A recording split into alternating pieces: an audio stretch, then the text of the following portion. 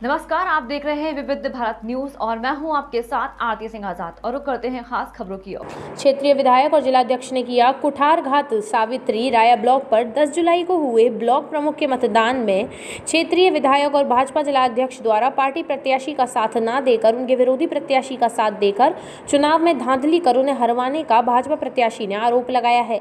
भाजपा समर्थित प्रत्याशी सावित्री देवी ने प्रेस वार्ता के दौरान कहा कि क्षेत्रीय विधायक पूरन प्रकाश और जिलाध्यक्ष मधु शर्मा ने मेरी पार्टी को मेरा साथ ना देकर मेरे विरोधी प्रत्याशी चंचल चौधरी का साथ देकर मेरे साथ कुठारघात किया है। सावित्री देवी ने बताया, मेरे पास 43 वोट थे और उनके पास 38। इन लोगों ने प्रशासन पर दबाव देकर चंचल चौधरी को जर्मन जितवाया और मुझे 1 वोट से हरवा दिया। आरक्षण की आड़ में भाजपा विधायक बने पूरन प्रकाश और भाजपा जिलाध्यक्ष मधु शर्मा जिला पंचायत के चुनाव से ही पार्टी के विरोध की गतिविधियों में लगे हुए थे। इन लोगों द्वारा चंचल चौधरी से सांठगांठ कर चुनाव से 2 दिन पहले भाजपा की सदस्यता दिलवाई और मेरे खिलाफ खड़ा करवा दिया और चुनाव में धांधली कर मुझे 1 वोट से हरवा दिया, जिसकी शिकायत करने में मेरे साथ पूर्व भाजपा विधायक प्रणत पाल सिंह समर्थकों के साथ दोबारा रिकाउंटिंग करवाने के लिए जिलाधिकारी से मिलने गई तो वहां पहले से ही मौजूद विधायक पूरन प्रकाश और राजद नेताओं ने रिकाउंटिंग होने ही नहीं दी।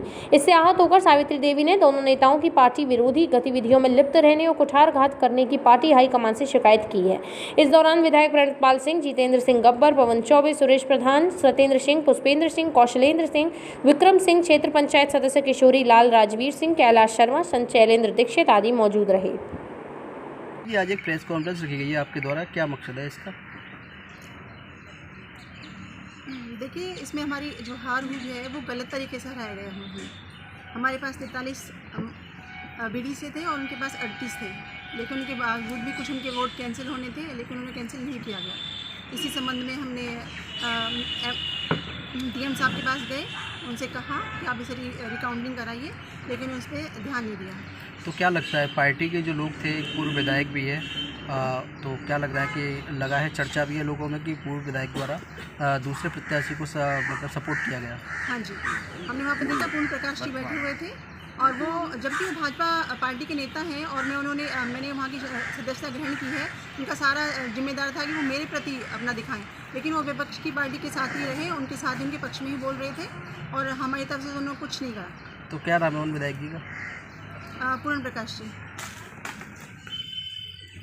कुछ पार्टी विरोधी गतिविधियों की बात सामने आई है, वो बीजेपी जो अधिकृत प्रत्याशी थी वो हार गई है, तो क्या मसला है? बीजेपी की अधिकृत प्रत्याशी सावित्री सिंह थी। ये भ्रम फैलाया गया कि नहीं जो जीतेगा हमारा है, जीतेगा हमारा है। ये सब काम पूरन प्रकाश जी ने किया है। मैं पूरन प्रकाश जी को ये बात पूछना चाहता हूँ आपके माध्यम से कि वो आज से 4.5 साल पहले भारतीय जनता पार्टी के चुनाव चिन्ह कमल के फूल पर जीते थे।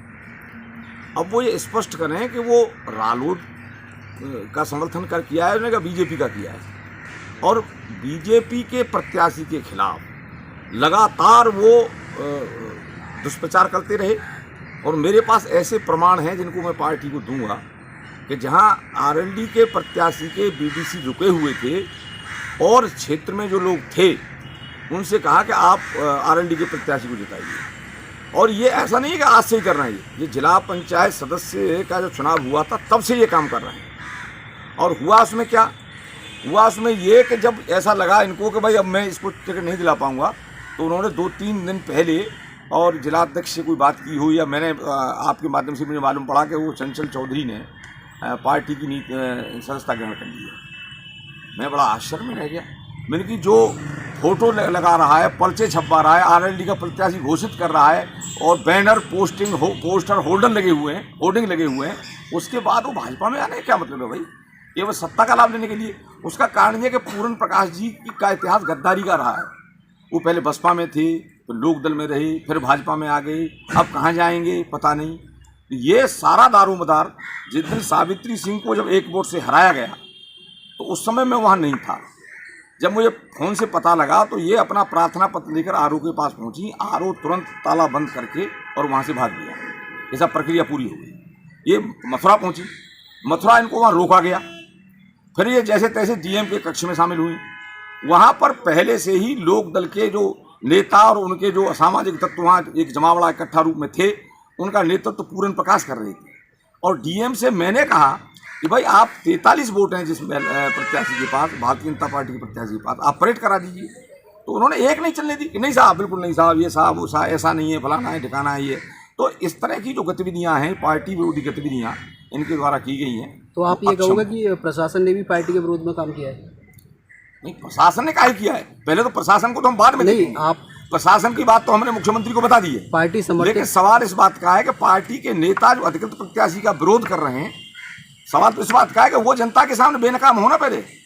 पार्टी समर्थित ये प्रत्याशी थी, पार्टी समझ, उसके बावजूद उन्होंने विरोध किया इनका। विरोध किया। हाँ, तो प्रशासन ने आपकी बात में और विरोध में आपने देखा विरोधी लोगों की बात में सुनी। विरोधी प्रत्याशी को प्रमाण पत्र देते हुए फोटो छपा है, और इसमें मुझे कहने की जरूरत क्या है? वो आपने ही छापा है, अखबारों ने छापा है, पत्रकारों ने छापा है। तो नहीं, आपकी सत्ता है, आपका शासन है। जैसे आपने जो गड़बड़ी की जानकारी डीएम साहब को दी, क्या डीएम साहब ने इस चीज पर संज्ञान नहीं लिया? नहीं, डीएम साहब संज्ञान लेते, जब तक वहाँ एक ऐसा माहौल क्रिएट कर रखा था। जब हम लोग पहुंचे कि साहब नहीं वो जीत गई, मतलब इस तरह का था। लेकिन उसके बावजूद जो आरएलडी के लोग जो कह रहे थे, उनके स्वर में स्वर ये वहाँ से मिला रहे थे। नहीं, जो पार्टी के लोगों द्वारा जो पार्टी विरोधी गतिविधियां की गई हैं, आप पूर्व कद्दावर नेता है बीजेपी के, तो आपके द्वारा क्या कर रहे हैं? अरे वो पार्टी को अवगत कर दिया गया है, कार्रवाई होगी।